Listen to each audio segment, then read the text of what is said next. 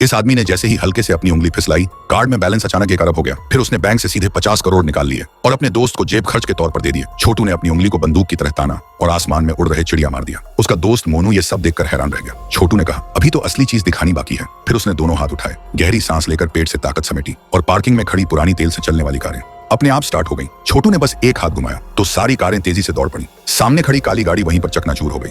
मोनू को तो लगा जैसे कोई जादू हो रहा हो। छोटू किसी भी गाड़ी को बस इशारे से कंट्रोल कर सकता था। इस कमाल की ताकत ने मोनू को हैरान कर दिया। लेकिन यह सब मुमकिन कैसे हुआ? छोटू ने शांति से अपनी टी-शर्ट उतारी और उसके नीचे से एक मशीन जैसी हाथ निकली। अब वो इंसान नहीं रह गया था। दरअसल 2 दिन पहले वो पार्क में टहल रहा था, तभी एक बेकाबू एलियन जहाज ने उसे सीधा टक्कर मार दी और वहीं उसकी मौत हो गई। एलियनों ने उसे बचाने के लिए उसके शरीर को मॉडिफाई कर उसे एक सुपर पावर्ड रोबोट में बदल दिया। ये जानकर मोनू बहुत भावुक हो गया। लेकिन स्कूल लौटते ही उसका मूड बदल गया। कुछ गुंडे एक छात्र को पीट रहे थे। छोटू ने आते ही एक गुंडे का हाथ पकड़ लिया। बाकी गुंडे भी उसे मारने के लिए आगे बढ़े, लेकिन अगली ही सेकंड कड़क की आवाज आई और किसी की हड्डी टूट गई। हर किसी की आंखें फटी की फटी रह गईं। गुंडे तुरंत माफी मांगने लगे, लेकिन छोटू तो गुस्से में एक गोली से उसे खत्म करना चाहता था। तभी मोनू ने बीच में आकर उसे रोका और उस गुंडे की जान बच गई। अब छोटू का अगला निशाना था उसका अपना बाप, जिसने उसके पैदा होते ही उसे और उसकी मां को छोड़ दिया था, जबकि खुद दूसरी शादी करके खुशहाल जिंदगी बिता रहा था। छोटू जब उससे बदला लेने पहुंचा तो हाथ उठाकर भी खुद को रोक लिया, लेकिन वापस लौटते वक्त उसका गुस्सा फिर से फूट पड़ा। जब उसने पड़ोसी के घर से हंसी खुशी की आवाजें सुनी, वो बेकाबू हो गया,